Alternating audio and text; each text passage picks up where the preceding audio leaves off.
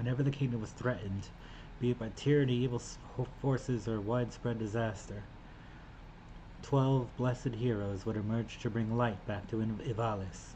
Those 12 were known as the Zodiac Braves. Each era had its own Zodiac Braves. Mulenkopf, the Starseer, Saint Ajora, the Assassin, Ashley. I can list at least 5 others, but by far the most popular has always been King Delita. Following the death of its king, Ivalice's long-standing Akasha dynasty finds itself without an heir. In an attempt to claim the throne, the Order of the Northern Sky under the banner of the White Lion and the Order of the Southern Sky under the Black Lion wage war, resulting in the death of thousands and a veritable stalemate. When all of Ivalice was at war with itself, he and 11 of his most trusted companions set out to bring order to the realm. Though not of noble birth, Delita would ultimately unite the land as regent, and the 12 became known as that era's Zodiac Braves.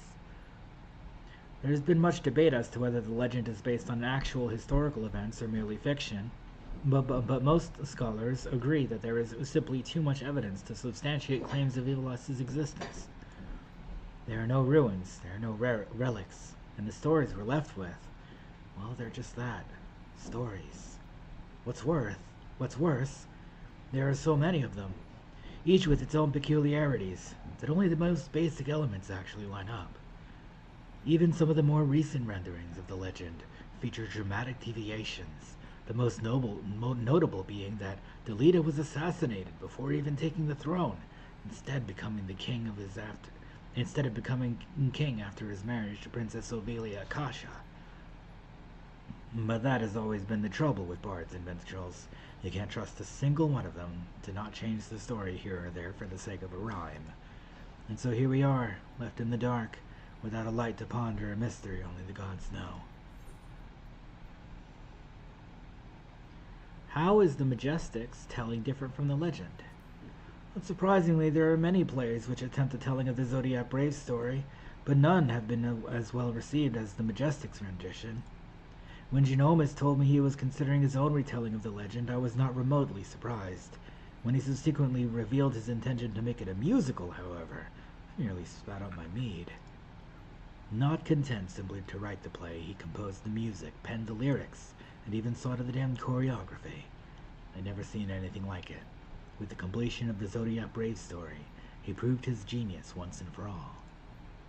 The music is divided into 5 acts, the first 3 focusing on Delita's service to the Church of Glapados, his first encounter with the Princess Ophelia Akasha, and his subsequent oath to see her become queen. The final 2 acts move to the War of the Lions, culminating in Delita's betrothal to the princess and their tragic end. The ensemble scene in which Delita, lost in his web of lies, reveals the truth of his plan to the gods on one side of the stage, while on the other, Princess Ophelia swears to the selfsame gods that she will put the past behind her. Genius. A masterpiece of modern theater. What happened to Dalmasca? The Dalmasca Desert is a vast wasteland situated in the southern reaches of Central Othard, sharing an eastern border with Naxxa. So large is the desert that it is divided into 2 regions, the Ether Sands and the Wester Sands. 30 years ago, the king of Dalmasca was invaded by Carlian Empire. When the king and his council refused to pledge fealty to the empire, war erupted, resulting in the end of the royal Benardigan line. For 1,000 years, Dalmasca had maintained its independence, only to see it crumble in a matter of moons before the might of Solus von Galvus's metal-clad legions. Even the royal city of Rabanastre, the fabled Desert Sapphire, was not spared. Emboldened by the uprisings in Dome and Alamigo, resistance groups within Dalmasca have attempted coups on their own, yet all have been silenced. The Empire always seeming to know exactly when and where the insurgencies would begin. When I was a boy, I accompanied my father on one of his caravans to Rabanastre, and consider myself fortunate to have seen the royal city before its fall. The sight of its minarets bathed in the gold of sunset is something I will never forget. Who are you, and what is a dramaturge? Oh my. A simple question with a not-so-simple answer. I begin by telling you who I am not, namely a member of the Majestic Theater Company. I'm a playwright, like Principal Legentale, but unlike him, I have chosen to remain independent. Genomus is an old friend. When I heard he would be making the journey east, I asked if I could join him. You see, I too shared many of the ideals that have fallen out of favor in the Imperial Court. As for who is the better writer, well, it's not for me to say. I will, however, admit to being a considerably slower writer, as my publishers will all too readily attest. To make matters worse, I have also developed a passion for cookery of late, and spent a great deal of my time here assisting the gallery staff in exchange for my passage on the Prima Vista.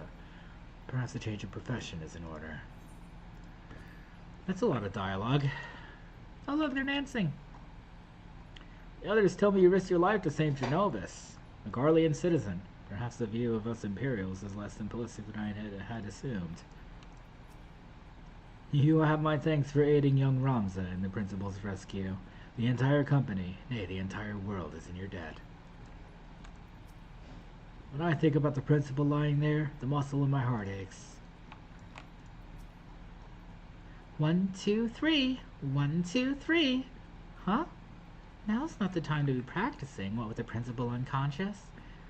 Nonsense! Now is the perfect time to practice. I want this performance to be flawless by the time he comes to. She's got a point.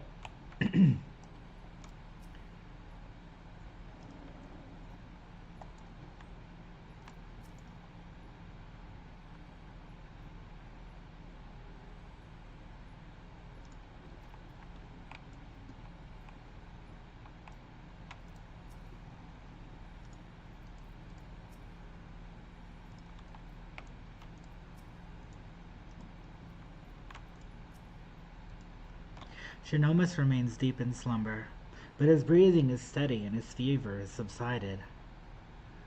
Hold on a second.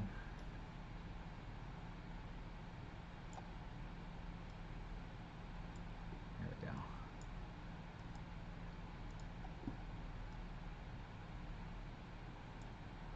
Okay, I think that's good.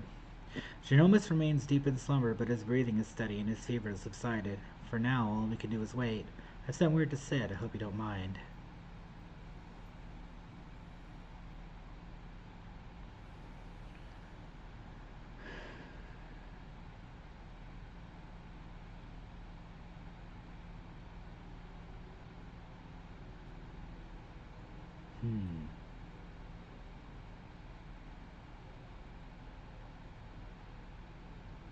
Oh!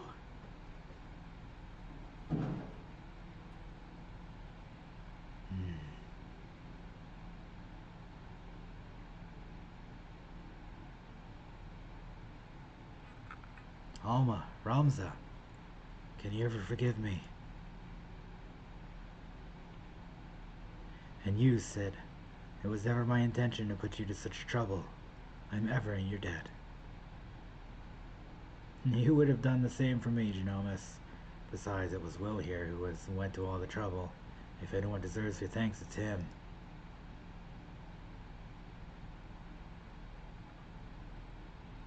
He's right. I have done naught to deserve your kindness, yet I am its beneficiary nonetheless.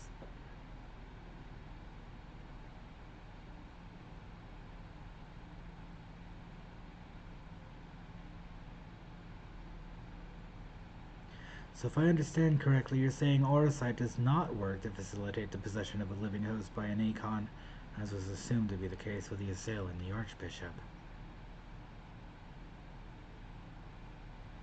What? But rather absorbs the host's ether, its very soul, and somehow transforms it before returning it to the host's body. If that's the case, our Charlian allies will need to be informed immediately. But I suppose the real question here is, did you find what you came here for? Did you find what you came looking for?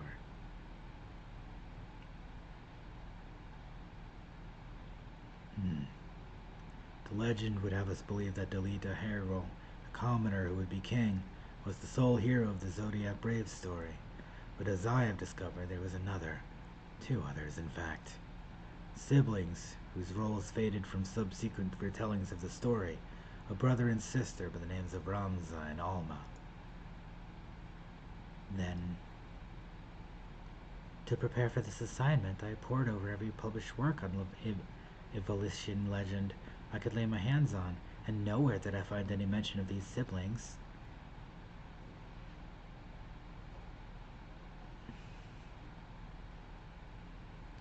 But I did.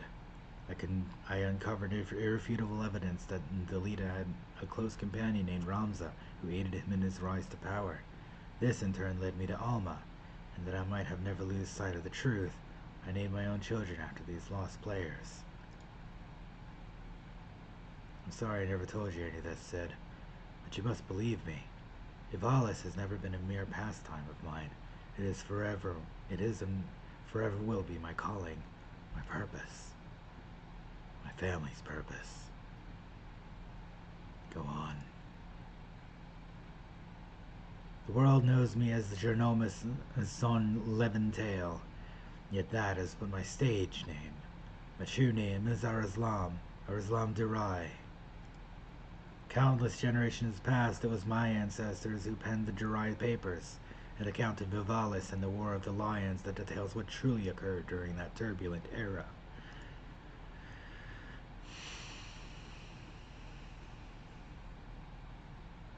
You're tired, Father. Rest. I will continue. Long ago, an orphan by the name of Oran Durai crossed paths with both Ramza and Delita. After Delita's rise to power, Oran found himself in the service of the Pauper become king. Following the War of the Lions, Oran believed the people of Vivalis had a right to know the truth of Ramza's involvement, and set about documenting his deeds. When the church learned his intent, however, they branded him a heretic and had him burned at the stake. The Durai papers were never published, and any existing copies were gathered and sealed away in church vaults, the truth about Evalis along with them. What was so damning that it could drive the church to do such a thing?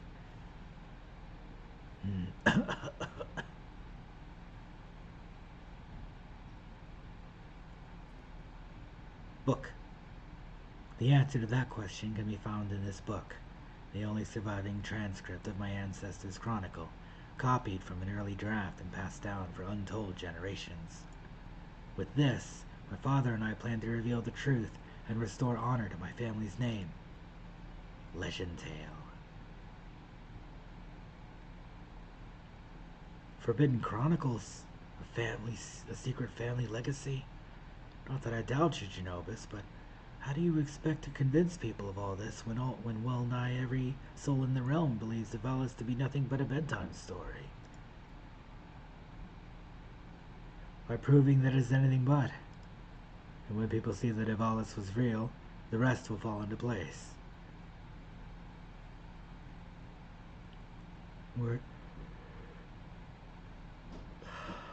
Were it as simple as bringing forth a chronicle and submitting it for review, we would of course have done so long ago. But alas, it is not. The Durai papers, you see, are written in High Evalisian, an ancient tongue long extinct.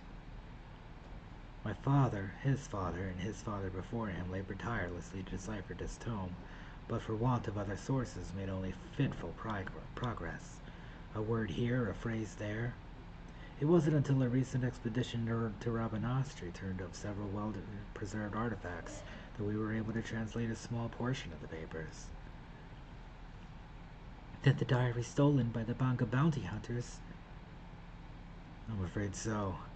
Everything we had learned of the language was contained in those pages. And then we're back to where we started.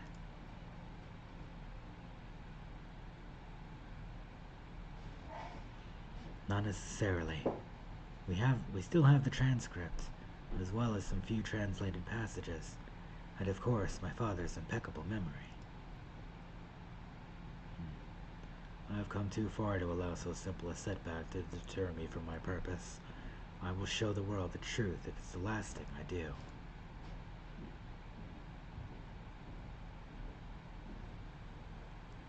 It is as Master Garland said. He's a man obsessed, and I fear Evilis's grip on him will only grow tighter. Father was fortunate to escape Rabanastra with his life, and already he speaks of continuing his quest. Promise me you'll keep him safe, please.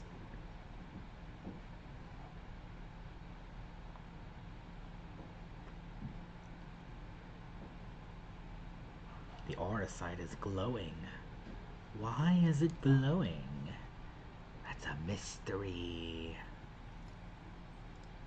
Mysterious aura site glowing. Rayo Whitemane. Hello.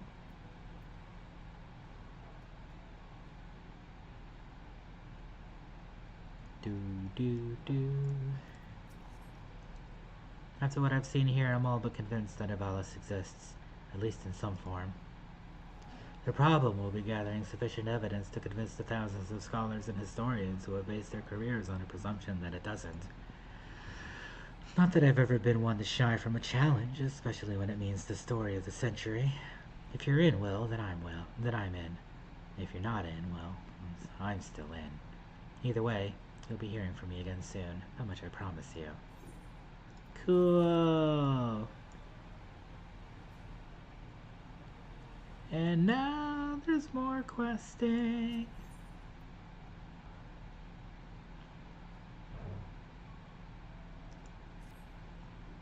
Will, where in the world have you been? Did you not receive Alma's summons? Principal Lisentale's research into the aura site may have finally borne fruit. We must hurry to the Prima Vista before they embark on some grand and perilous adventure without us. Ba-da-ba, ba-da-ba. Ba-da-ba, ba-da-ba, ba-da-ba.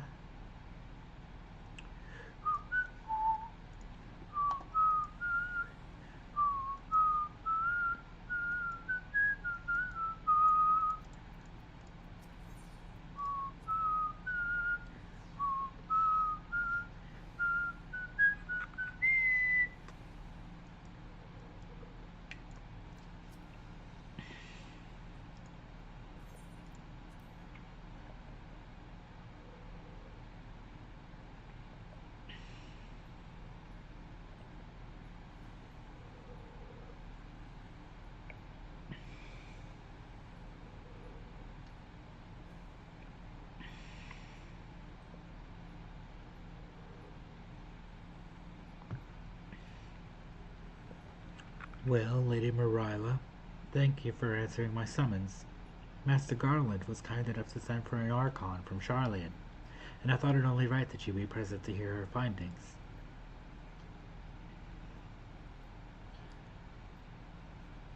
To be frank, summoning Mikoto was more Ishola's idea.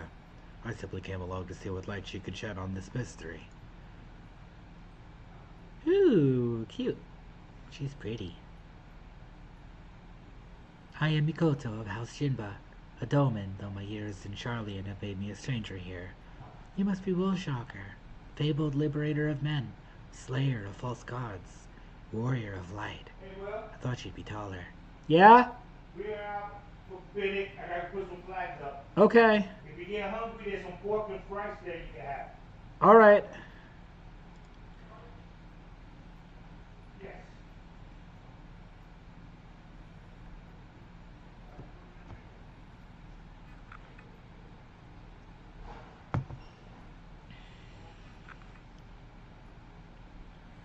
Let us speak of the crystal.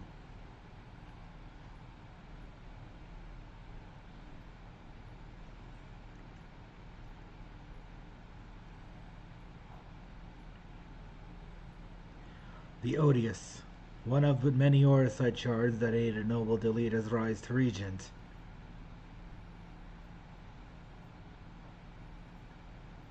My apologies. The Odious is no ordinary crystal.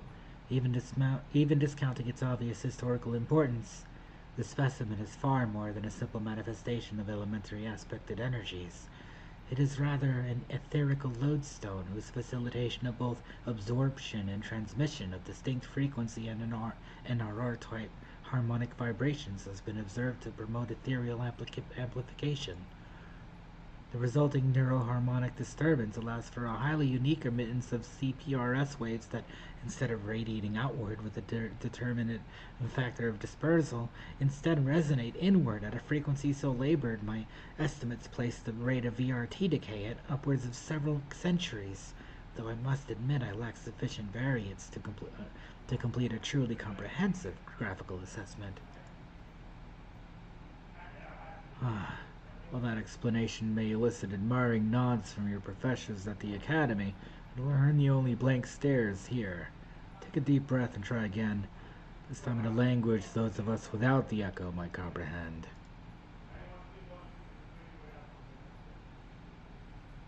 My apologies. I merely thought... Apologies will see us no nearer to an answer. A simpler explanation will.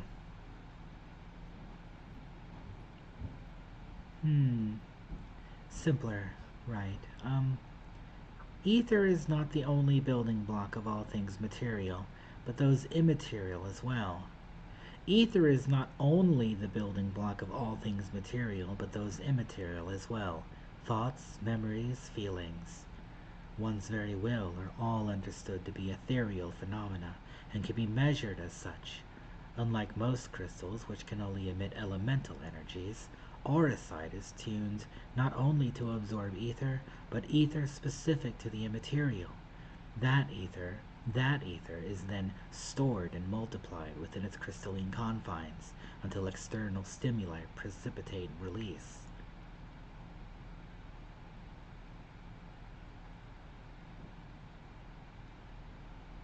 Try again. Under appropriate conditions, a strong will or desire can become imprinted upon the auricite and stored until fermentation, at which time the desire becomes manifest.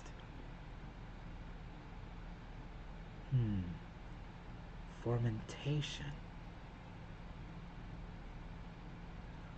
What my studious young friend is trying to say is that the odious takes one's deepest fantasies and makes them reality. Yes, that is simpler. You may choose to think of it as a process akin to that of summoning a primal. There being one marked difference, a primal summoning requires a supplemental energy source, such as a horde of elementally charged crystals. Auricite, on the other hand, has the capacity to serve as its own source of power. I understand. I have been following this story closely enough to understand what she just said. That's an accomplishment. We know from the Durai papers that Argoth was never king of Evilis. He was slain in battle during the War of the Lions. What does that have to do with the Auricite? Yet the Argoth encountered during the recent expedition carried himself as if he had been crowned regent. I believe this was merely the Auricite in his possession realizing his desire to rule. I am informed that he uttered the same words over and over again for the duration of the confrontation which unfolded. If that is the case, it's possible that it was not actually Argoth that uttered them, but the Auricite itself. If the Durai papers are accurate, Argoth was a weak and petty noble who believed that his blood entitled him to power. The Auricite took that belief and twisted it into the abomination we will put to the sword.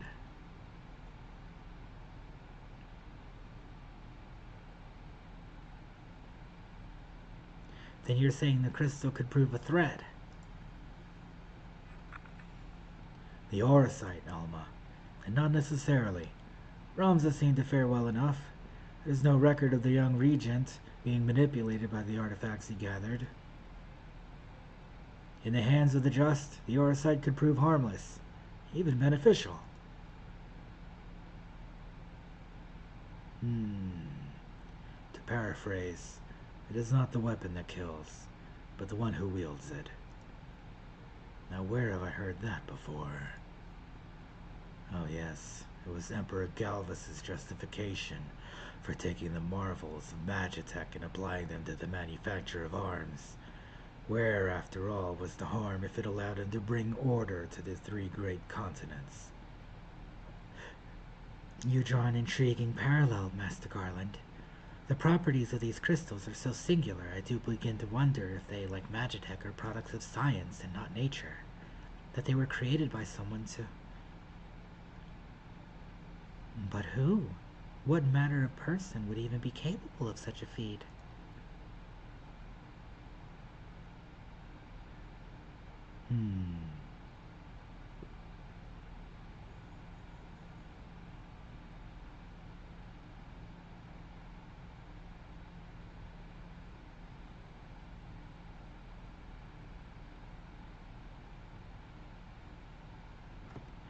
Now that is an interesting question, the answer to which I look forward to hearing.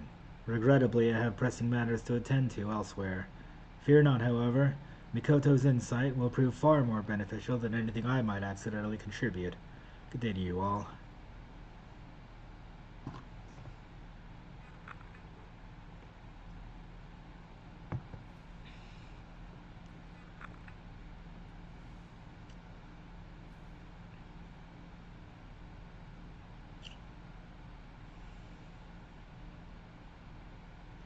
What I don't understand is,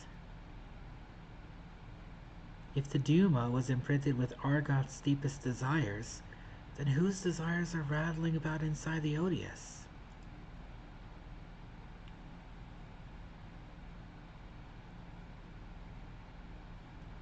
I had the selfsame question, and thus conducted a thorough inspection of the crystal upon my arrival. The results were inconclusive. Traces of ethereal activity were present, but to all intents and purposes the vessel was empty. Empty? But what are the voices I heard? Voices? I heard nothing of the sort. The only voices you heard, Alma, were in your stubborn head. Ramza, why won't you... Shall we speak of voices, then? What of yours, Alma? Our resident voice of dissent. You have done naught but question the wisdom of our research from the moment we left Garlemald. Would you put your petty worries above our family's calling? No, I would never... You would never? Then why involve a gossip monger, a goody two-shoes, and this flying mole?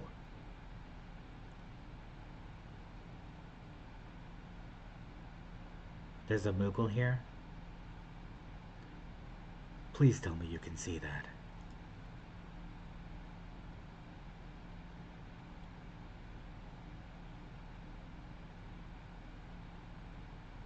What the hell is a Moogle doing here?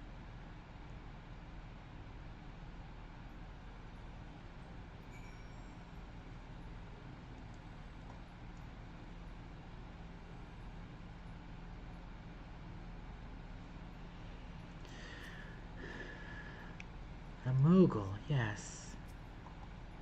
A Moogle? And a decidedly dusty one at that. Might this be one of your acquaintances? It's like nothing I've ever seen before. Can we keep it? Most intriguing. Is it alive?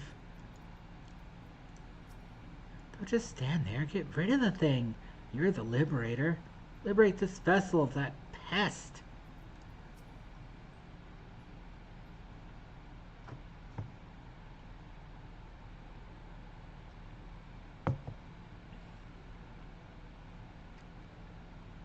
Am I interrupting? Oh, please do go on. My acceptance into your fine troops' ranks can wait until I'll have said their piece, Coupeau. Guards, get this Mont Blanc. The name is Mont Blanc. Denizen of Dalmasca's deserts, seeker of thrills, adventurer extraordinaire. But you may call me Mont Blanc, Coupeau. Dalmasca has long been known as a melting pot for myriad cultures, where minor races such as the Sikh, the Banga, and the Viera might live in relative harmony with Hur, Elizin, and the others. Yet there's no record of prominent Mughal population. Most likely because we are neither prominent nor populous. My people are nomadic by nature, ever drawn to the elusive frontier and the freedom she promises, Kupo. Mughal? Of course I'm a Mughal, Kupo. You think the adorable wings and the fluffy palm would give it away. Now, about my admission to the Majestic. I will allow no such thing. The Majestic is the Empire's premier theater company. We will not sully its good name by granting refuge to a fluttering ball of fur. And furthermore, how in the world did this abomination board the Prima Vista in the first place?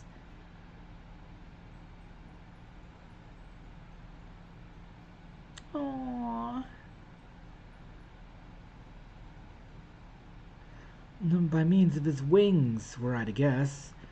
As for his admission to our company, I do not seem to recall race, creed, or allegiance on my list of prerequisites, do you? No, Father. Very well then, Mont Blanc. What is it exactly that calls you to the stage? Our stage. Ooh. What else? The Zodiac Brave story, Kupo.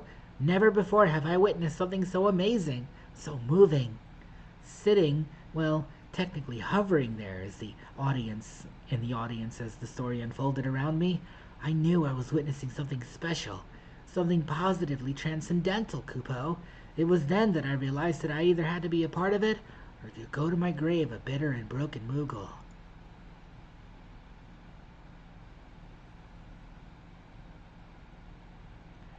Was this realization before or after you swore you simply had to become the realm's greatest marauder, Kupo? What? There's another one. He's like, no way. Hurdy, how did you...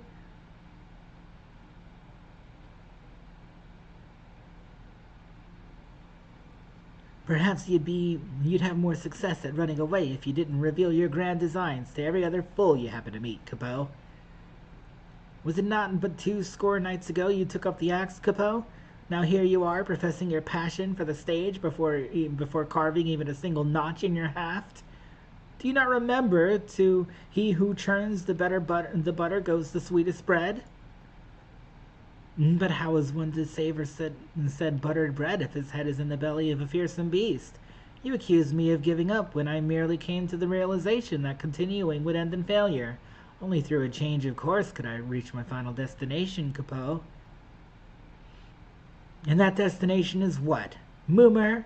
Are you sure it's not Geomancer? Earth Petition? Templar?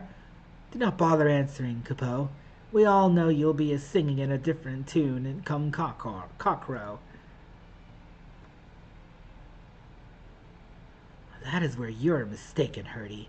I was destined to be a thespian. I can feel it in my fur. The role of Delita was made for me. Made for me, Kupo.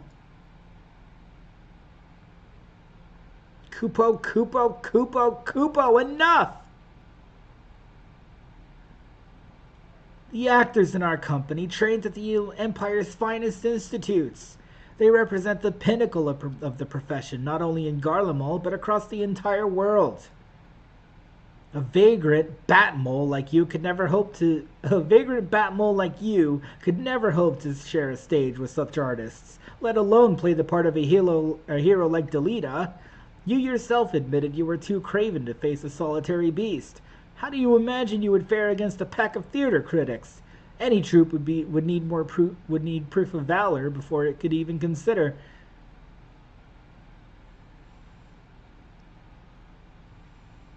Craven? Call me a cheat and call me a cur, but do not, sir, call me a craven. I accept your challenge. Slay but one foul beast by mine own hand, and the Majestic Theater Company will accept me into its ranks, Kupo. Wait, I issued no such... You all hear witnesses, Kupo. When I return with the head of a terrible beast in my gore-stained hands, you will be honor-bound to welcome me, Mont Blanc the Mummer, into the fabled ranks of the Majestic. Good day! Wonderful. What do we do now? What do we do? We do nothing. If that bat mole wishes to throw himself on the horns of a stampeding zoo, I will not stand in his way. I believe the proper term of derogation is mole bat, and I should warn you, Muggles do not take kindly to those who use it. Why must you always put yourself above others, brother? Did you learn nothing from Argoth's wretched example? Montblanc would never have set foot on this fool's errand had you not made the challenge. If anything befalls my brother, his blood will be on your hands. Well, you're the only one among us capable of locating Montblanc and preventing disaster. On behalf of my brother, I beg your assistance. Sounds like a runaround to me.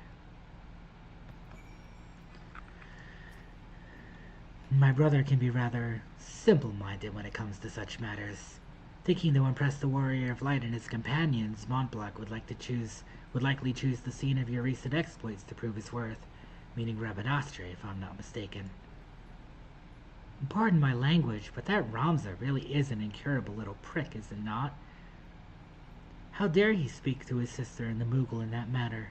I couldn't decide which was worse, the things he said or the way the principal sat back and let him say them. But I suppose it's none of our concern. For now, let us concentrate on the task at hand, finding that Moogle before he does something we'll all regret. What say we start nearby? Pier 2, perhaps? Shortly after arriving here, I was presented with a study which suggested that consuming large quantities of honey improved brain function. The results were so compelling that I almost felt moved to try, until, that is, I saw the work had been commissioned by one of Eorzean's foremost confectioners. What's a confectioner? It made me long to return to Charlian. Forgive me, was there aught else you wished to ask? In simple terms, I know. For when I have been able to discern, Auracite displays the uncanny ability to draw upon the will of its possessor and manipulate the formless ether into a corporal manifestation. The resultant form can be maintained for as long as there is ether to sustain it. Principal Genomus has recently uncovered evidence which appears to corroborate my suspicion that Auracite is not a naturally occurring substance, but one created to serve a purpose, albeit a purpose I have yet to identify. Despite being in the principal's possession for an extended period, the Odious exhibits none of the ethereal imprinting present in the Duma. In other words, the Auracite has yet to absorb any of Lord Genomus's ether. It is, for want of a better description, empty. Be that as it may, we still have no idea how it might be filled, its creators having neglected to include a removable stopper. As you saw in the ruins of Lazalia, the Duma makes manifest the desires of its owner, on that occasion, Argoth Thadolphus. When he defeated the would-be king, his ether was released from the Auracite and the attunement broken, rendering the crystal empty once more. Muggles are prominent players in Evalisian legend, but none of the tales mention their capacity for flight. Something lost in translation, perhaps. You saw the poor Moogle. He won't last a day on his own. You must find him and bring him back, I beg of you. I apologize. I must learn to control my anger, but sometimes it can be difficult.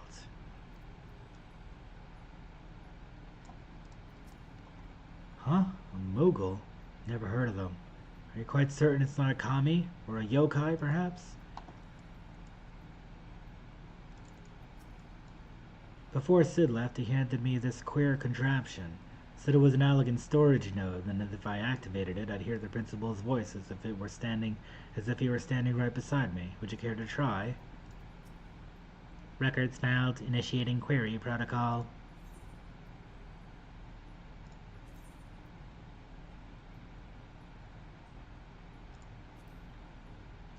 As I mentioned, Ramza does not appear in the legend of Delita's miraculous rise to power. For his part in the tale, we'd look to the Durai papers. My ancestor's account states that Ramza was the youngest son of one Barbaleth Bolve, the lord of a noble house of high standing. He was the same age as Delita, whom Lord Bolve took in following the death of his parent. The two boys would have grown up together side by side. While the legends are strewn with the references to Barbanet's elder sons, his youngest is conspicuously absent. According to the Durai papers, this is because the Church of Galabados branded Ramza a heretic and had his name erased from the annals of history. My research is yet to reveal why the Church would do such a thing, and why his own blood would seemingly condone the act. For what it's worth, however, the author of the Durai papers was firmly convinced that Ramza was the true hero of the legend of Vivalis, a true Zodiac brave. What was the relationship between Ramza and Delita? Delita was born into a family of serfs, the Herals, who tilled land owned by House Bolve. When Delita's parents succumbed to the Black Death, Ramza's father took the boy in and his younger sister Tietra into his home and raised them as he would his own children. It is at this time that I believe Delita and Ramza became friends, growing up as equals, unbound by societal constraints of blood and birth. According to legend, Lord Barbaneth was quick to recognize that young Delita's talents extended beyond working the land, and so he used his influence to secure the orphan a place at the Garland Royal Military Academy. If the Durai papers are correct about Ramza's age, it would not be unreasonable to assume that he attended the same institution. The pair would not walk the same path for long, however. Following the untimely death of Tietra, the culmination of a tragic sequence of events set in motion by none other than Ramza himself, Delita cut ties with the house to which he had been bound since birth, and pursued his ambitions alone. Though they are virtually synonymous with Evilis, little is actually known of the Braves and their origins. Legend has it that Delita, acting at the behest of the Church of Glabados, set out a company of knights to recover the 12 lost Zodiac stones. This they did, earning themselves the moniker of Zodiac Braves. As you might expect, however, the Durai papers tell a different story. Orin claims that it was not Delita who led the knights, but Ramza Bolve. How this discrepancy arose is yet a mystery, but one I fully intend to solve. Legends paint them as holy relics created by the very gods of Evilis themselves. Instinct and better judgment suggest they are similar to the ether-based crystals of the present day, but exactly how similar is something I will require more time to establish. One thing both legend and the Durai papers agree upon is that Orosite had the power to make manifest one's deepest desires, be they fair or foul. This is borne out by the fact that the stones are credited both with destroying Molonde, city of the gods, and granting Delita the power to bring order to chaos in his kingdom. Orosite, I conclude, is precisely as good or evil as its wielder. Evolution legend portrays them as simply demons, but I have a theory as to their true nature based on my own observations, and of course those of my honored forebear. The Durai papers tell us that when Orosite is used with malign intent, it warps both body and mind, transforming the wielder at last into something no longer of this world. These beings, these others, are, I believe, one and the same as the twisted creatures he faced in Rabanastre. Defeating said monstrosities served to restore the Orosite to its original crystalline state, that of the Duma, which again is consistent with events described by my ancestors' records. According to the legend, Argath Thadalphus, or August Saldalphus, depending on which version of the tale your nursemaid told you, was once heir to a high house which had fallen into disrepute through the ignoble conduct of its then lord, Argoth's grandsire. Cursing the family's diminished circumstances, the youth turned his ire upon the only souls over whom he still retained any influence, the small folk.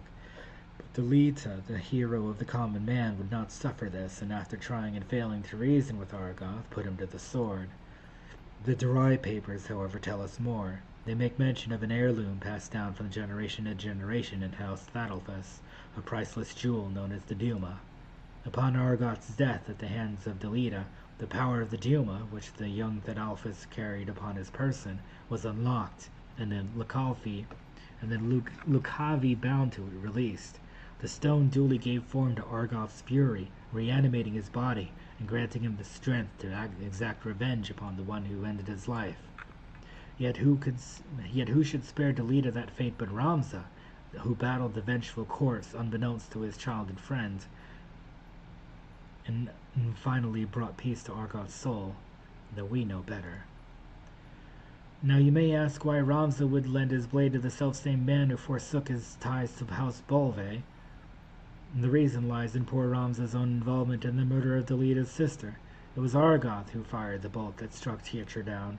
But it was Ramza's earlier rescue of Argoth that paved the way for the tragedy to follow. Though Argoth was dead, and Teatra avenged, Delita's bitterness endured and festered, and it was not long before he began to blame Ramza.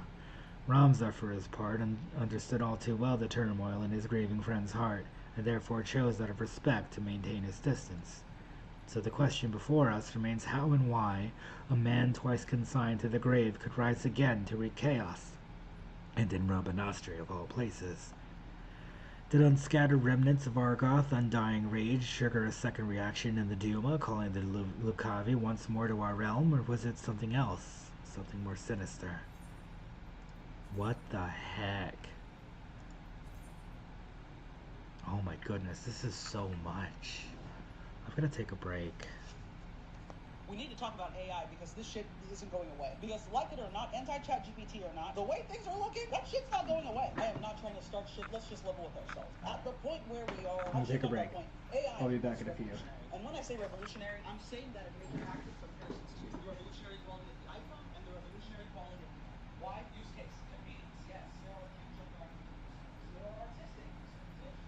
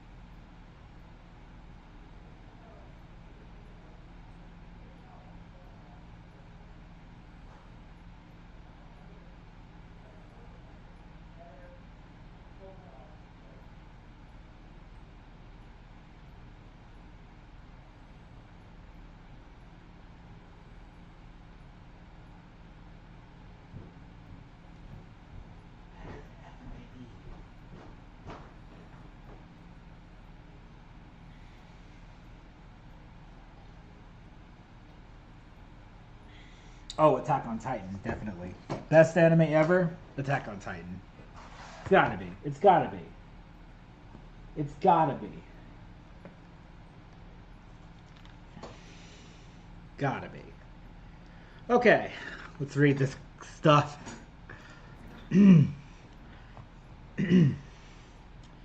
Genomus had been at the Magic Academy for but a handful of summers when he founded his own theater troupe, and it was but a handful more before his plays began attracting recognition in various influential literary circles. Though Genomus is not a prolific writer, what he lacks in quantity he makes up tenfold in quality. The public especially adored the few pieces he produced and started so popular. Okay, I read this already.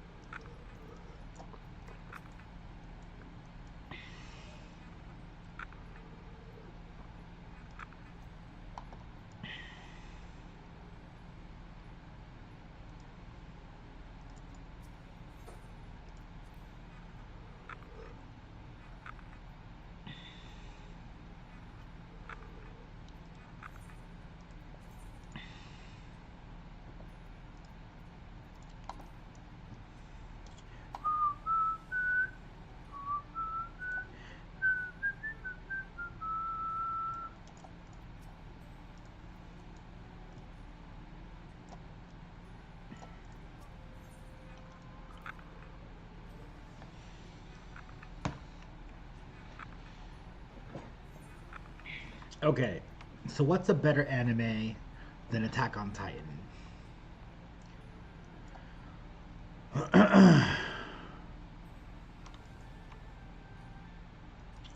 Gurren Lagann's pretty good. And other Studio Trigger stuff is pretty good. Um,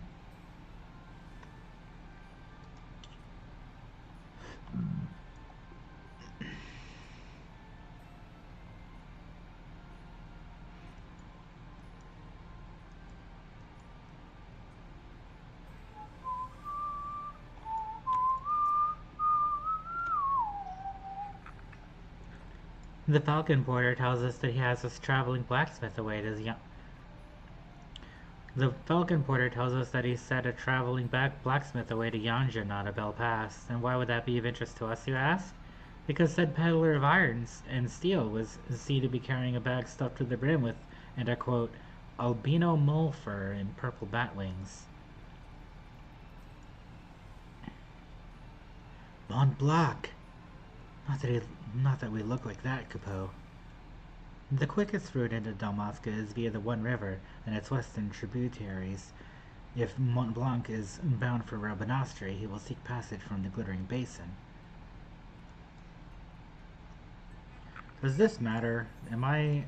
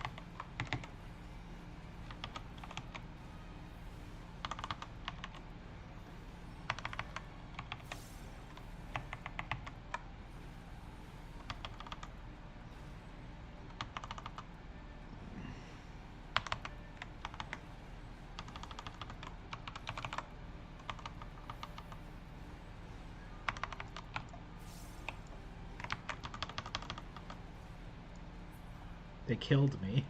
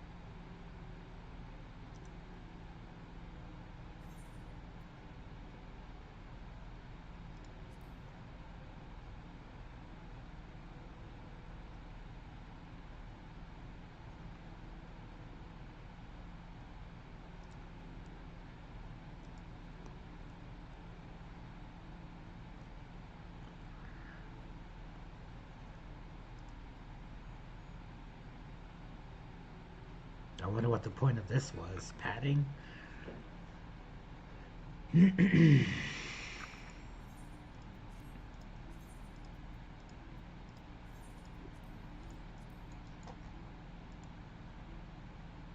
Breck, welcome in.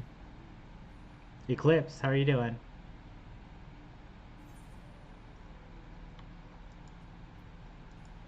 What's this? Where is that? Closest Aetheryte is Kogane Dori Market.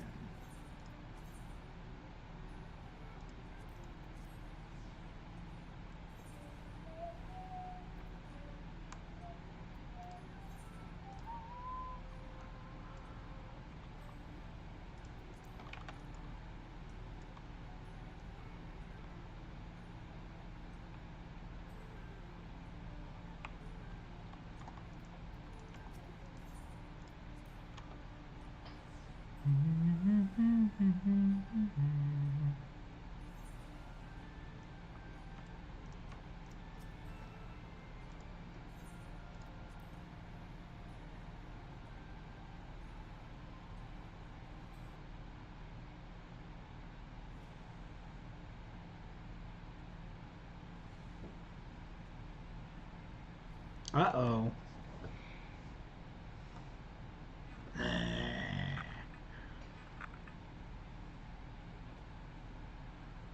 Please, this ship is a place of peace. Release my sister, you will answer to me.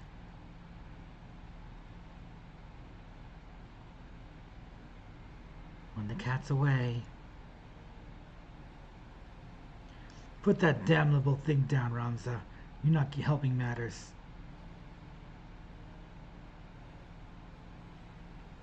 We have no quarrel with you or yours. We only seek aid in finding our leader, Bakumnan. You seek our help? You who threatened to kill my father, who stole his work and made fools of us all? Never! Silence, Ramza. They have Alma. We will hear what they have to say. As I said, we have no quarrel with you.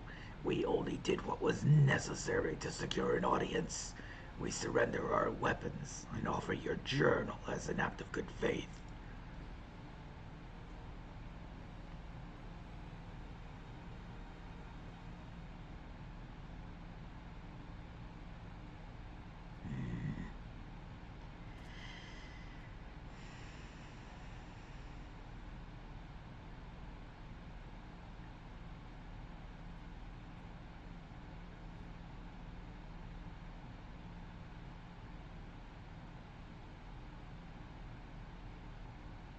Jeez. Well, that was de-escalated quickly.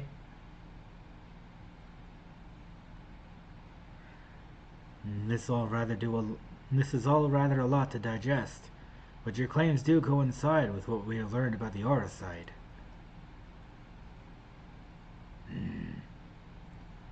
You're saying that Crystal did something to our captain?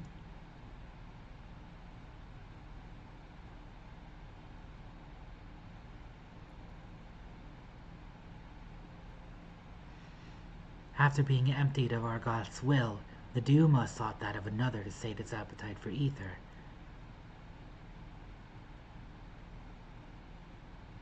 You're saying that the crystal ate our captain? Not his body, no. Only his soul.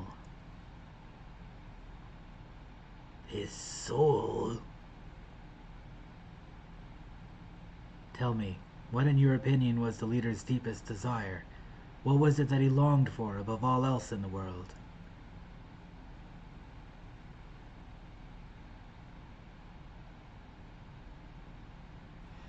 Why waste your breath reasoning with these lizards? They showed themselves for the beasts that they are when they put a knife to your throat.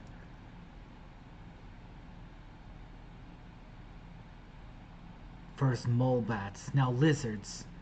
This one's tongue is pure poison.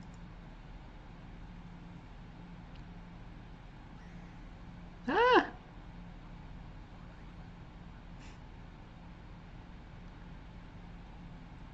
The boy can call us what he pleases. For our past failings, we deserve no better. Your failings?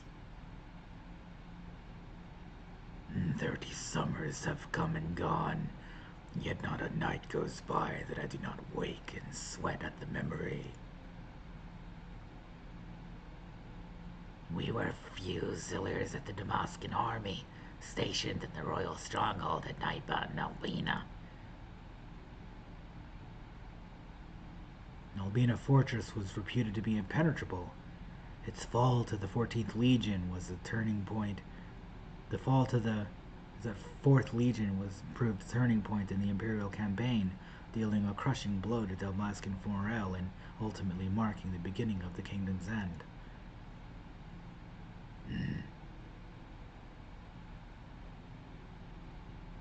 Ooh. Bagaman was our captain. At once it was clear the day would not be ours. Prince Valser, commander of the garrison in Albina, tasked him with one final mission. Our unit was to escort His Highness's twin sister, the Princess Ashelia, away from the fortress and thence to safety. But things did not go as planned.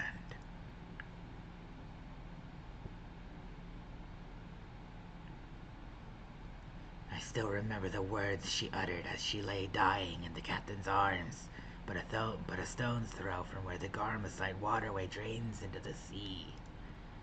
Even as the fog of death descended upon her, she smiled and told us, the very people who had failed her, to survive.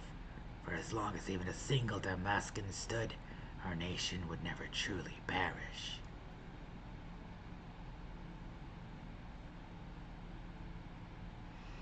But it would not have been us who survived. By failing to protect our charge, we betrayed the princess and her memory, and brought shame upon our race.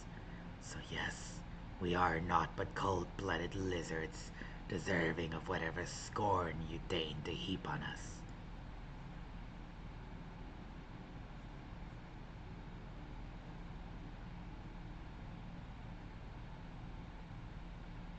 I did think we may safely assume a deep-seated hatred towards the invaders of his homeland, coupled with self-loathing born from a sense of powerlessness. The darkness that lurks in the heart of Bagamnan is little different from that which drove Argoth, the self-same emotions that were to nourish the Duma.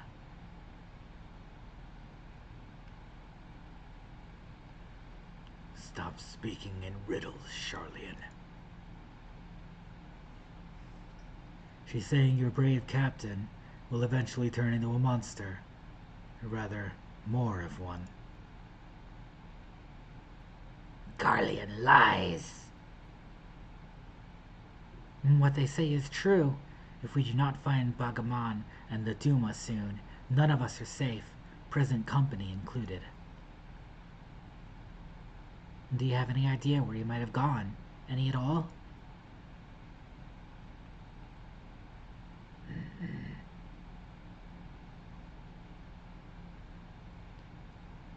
Wait, look at this.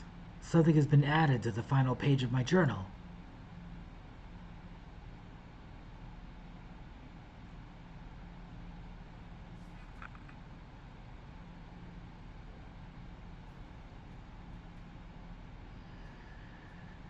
Then the captain must have put it there.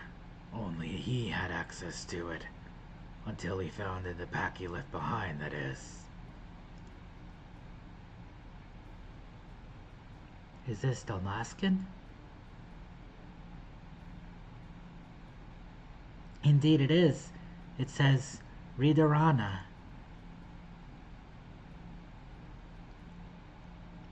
The lighthouse? Why would he write that? And in the old man's journal, no less.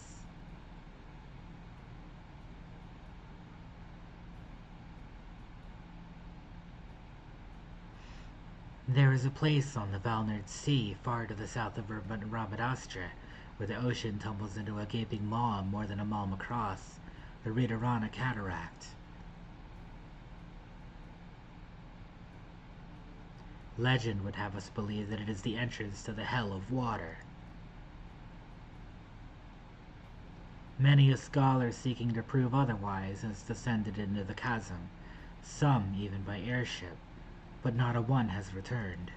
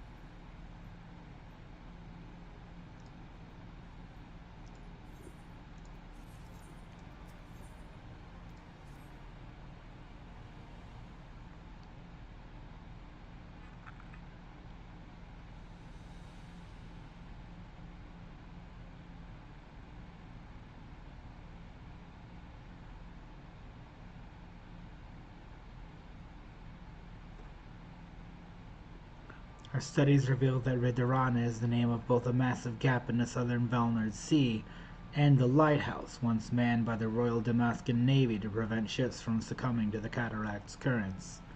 I stress once manned, as the tower has lain empty since its candlekeepers abandoned their posts after the fall of Rabanastre. But if Pharaoh Sirius offers any indication of what can befall a lighthouse in the absence of its caretakers...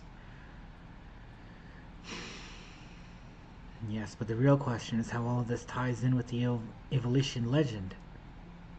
A cursory examination of the Zodiac Brave story reveals no mention of Ridurana.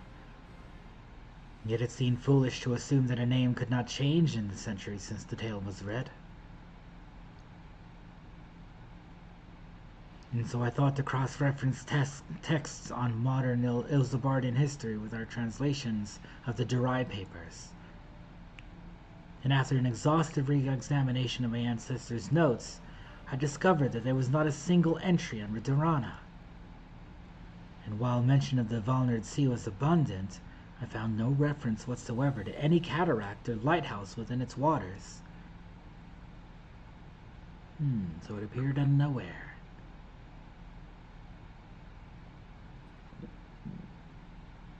Hamza's discovery prompted me to examine the mystery from a different perspective. What if there were no mystery at all? What if, at the time of the Leda's rise, the chasm did not yet exist? There's more, but only a visit to the lighthouse will enable us to confirm our theories with any certainty.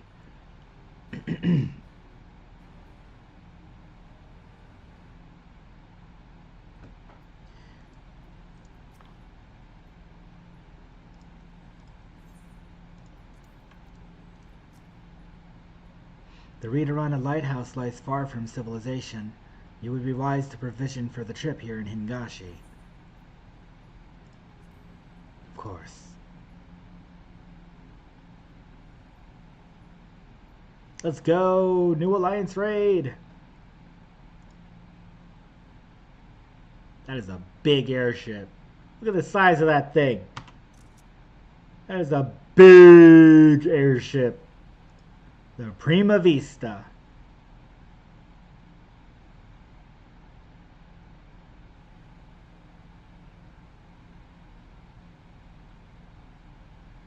I wish I could get some better lighting here without killing my eyesight. I have a light. Like, my light works, right? My light works, but it makes my vision all blurry, and I don't want to mess up my vision.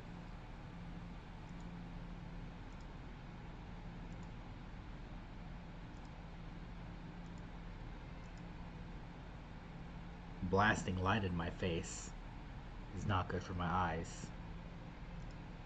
What the heck is this? That is a big building.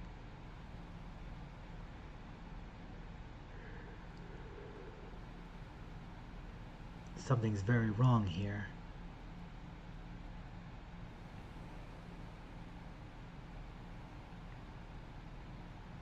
Mayhap it's best if we split our fellowship into two parties. One to delve into the tower's depths and one to observe from afar. As acting expedition sub-leader, I appoint you the captain of the first. You may use the spyglass to aid in your search for the missing lizard.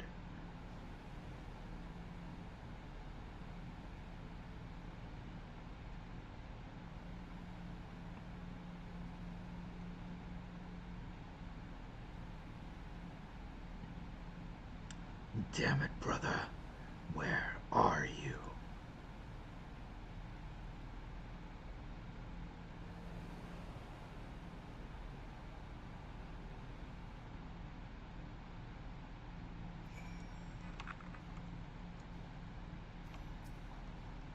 The lighthouse looks like it's seen better days. I dare say we have a handful of Imperial dreadnoughts and 30 years of disrepair to thank for that.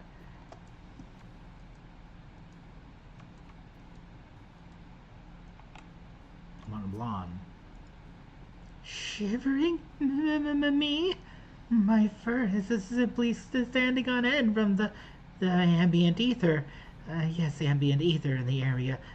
Can't you feel it, Capo? Don't worry, Captain. This lot are with us. They won't hurt you. Where in the king's name are you hiding, Captain?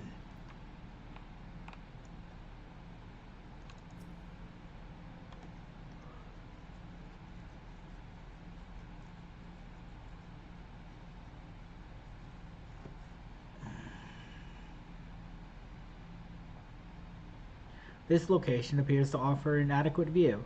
Climb up and scan the area for any sign of Bagumnan.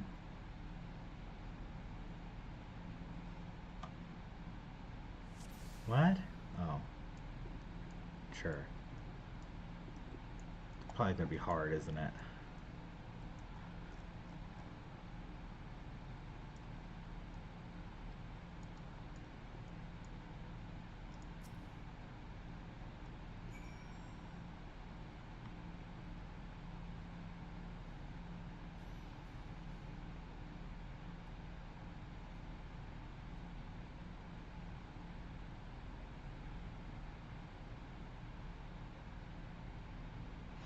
You found him. Let me see.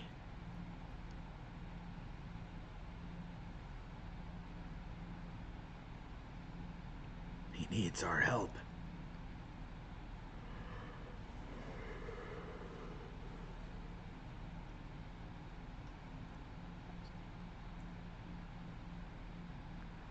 Prince Rosler, Princess Ashelia, I know you cannot forgive me. Nor should you. It is all my fault. I could not save you, could not save anyone but myself. I am so sorry. Bagamon, wait!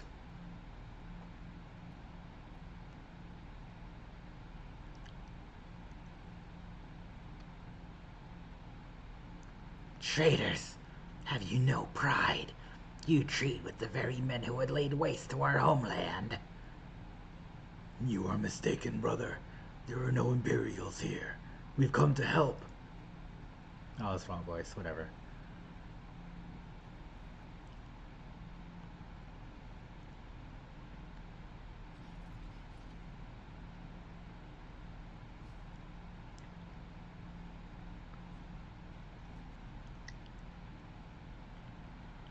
I know what I see. My own kin sided with the enemy. How dare you stay my audience with the princess? The Duma.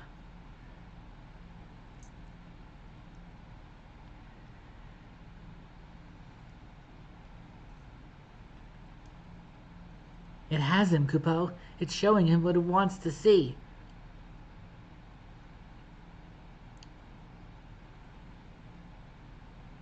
Witch! Murderess! No!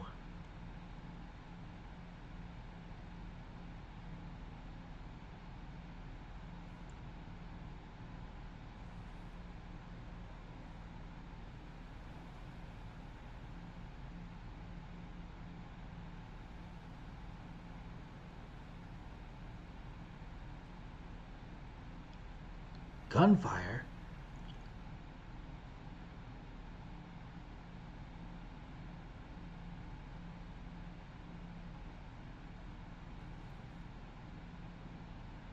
Bagamon!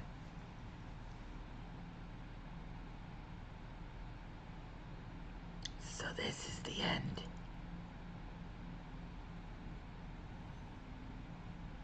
You bastard.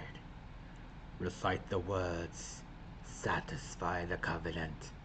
Relinquish thy soul unto me, and be granted that which thou desirest most in all the world. Sword in hand, a warrior clutches stone to breast. Look at me, brother. Look at me.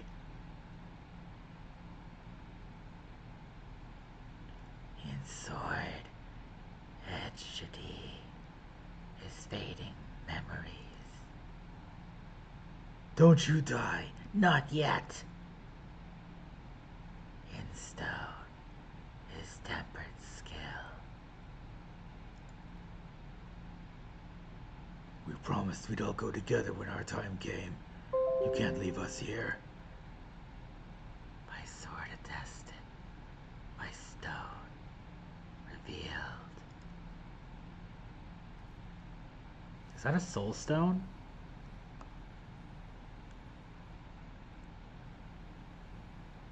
That light, where have I seen it before? Oh no.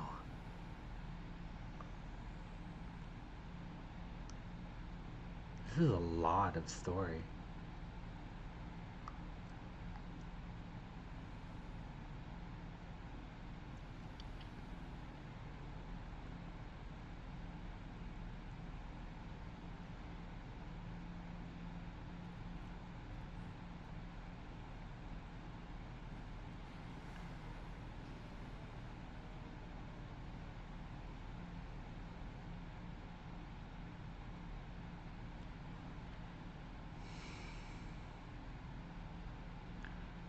Whatever are you doing? Whatever you are doing, you need to leave the lighthouse right away. Right away, do you hear?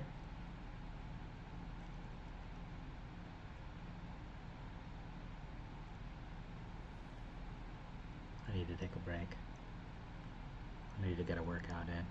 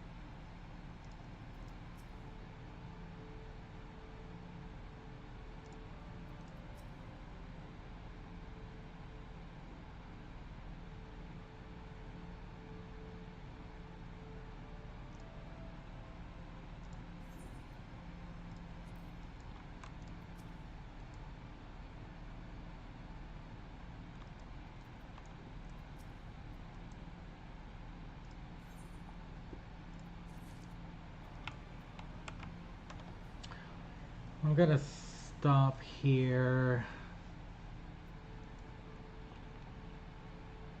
Yeah.